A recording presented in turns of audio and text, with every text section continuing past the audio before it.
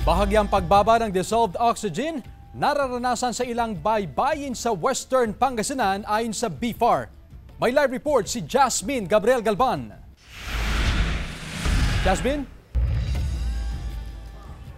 Chris, sa kabila ng pagbaba ng dissolved oxygen sa ilang parts ng Western Pangasinan, tiniyak ng BFAR na walang naitatala o lang recorded na gataw sa probinsya ng Pangasinan.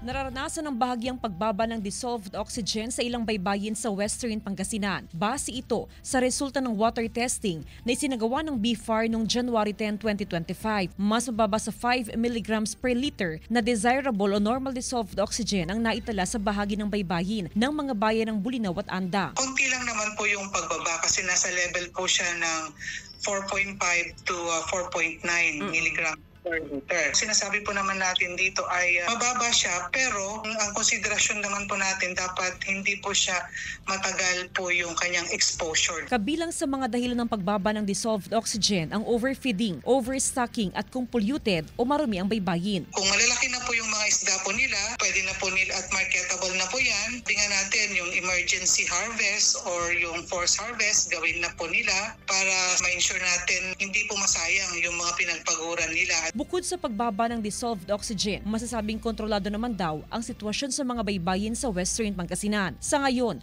wala namang itatalang gataw saan mang bahagi ng Pangasinan. Pero, inirekomenda ng BFAR ang emergency o forced harvest sa mga lugar na may mababang dissolved oxygen. Kausap ko po ang iba-ibang bangus producers po also at the province and kinakamusta ko rin po ang stocking nila. Okay naman po, ma'am. Sa huling linggo ng Enero, muling magsasagawa ng water testing sa mga baybayin para i-monitor ang kalidad ng tubig sa mga baybayin sa probinsya. Tiniyak naman ng Samahang Magbabangus sa Pangasinan o sa MAPA na maayos ang sitwasyon ng mga palaisdaan sa probinsya. Tuloy-tuloy ang produksyon ng bangus sa iba't ibang lugar. Mas marami na rin ang supply ng bangus ngayon sa Magsaysay Fish Market.